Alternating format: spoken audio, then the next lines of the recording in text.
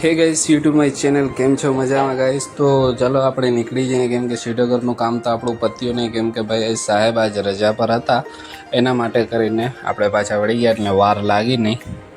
જો જ્યાં આપણે બાઇક રોકી હતી ત્યાંથી જ પાછો બ્લોગ સ્ટાર્ટ થાય છે અને હવે આપણે જવાનું છે આપણા ગામનું નામ છે ગાઈસ ડારી.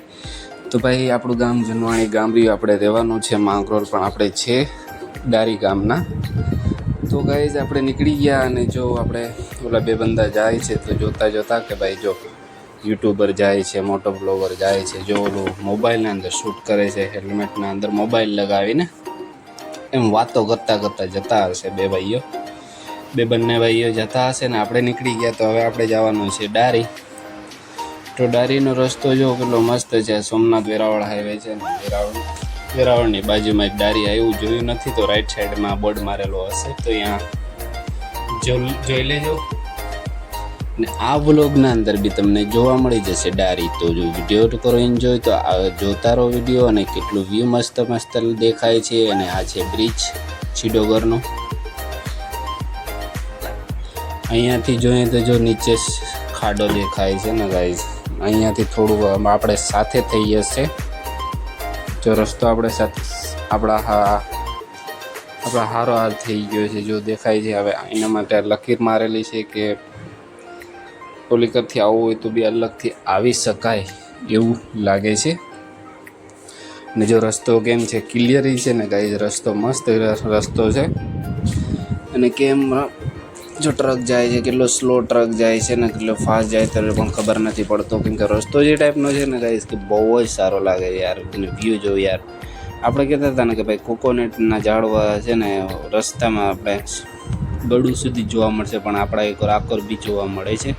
અને કેટલા મસ્ત લાગે છે આવું વ્યૂ, કેટલું મસ્ત દેખાય છે. ને પૂરો રસ્તો ખાલી છે, રસ્તાના અંદર કોઈ બંધો બી એટલો દેખાતો નથી ને ટ્રાફિક બી એટલી હોતી નથી ગાઈઝ. જો અહીંયા કંઈક નવું બન્યું છે, બનતું લાગે છે. ને વોટર પાર્ક બી છે અહીંયા વેરાવળના અંદર, ધ દિવાન હાઈવે રોડ ઉપર છે આ.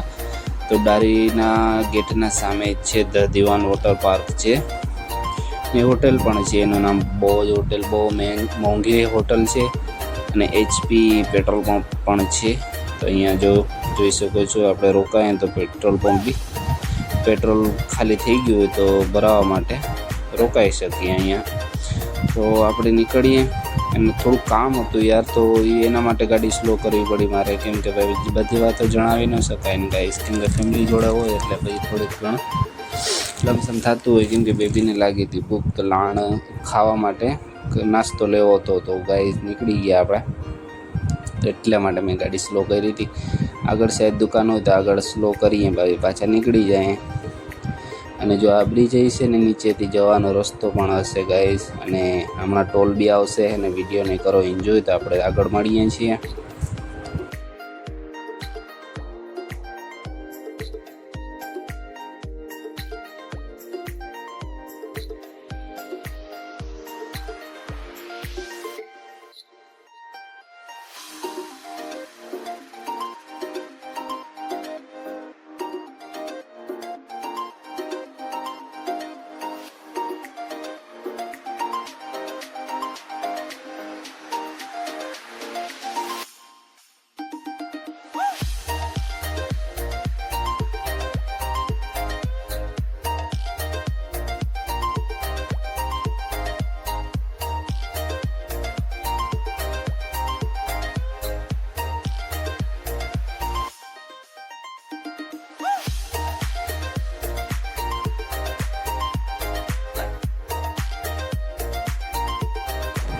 હે ગાઈઝ, તો આપણે ફાસ્ટમાં તો ગાઈઝ કંઈ નાસ્તો કંઈ કર્યો જ નહીં ને ફાસ્ટમાં નીકળી ગયા.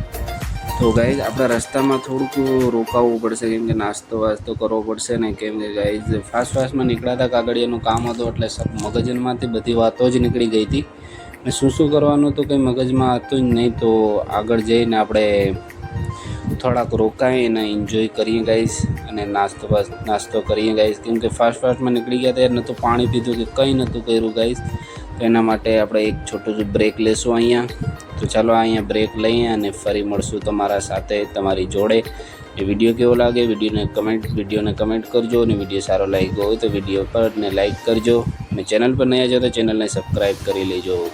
તો ચલો મળીએ બીજા વિડીયોમાં અને બીજા વ્લોગમાં.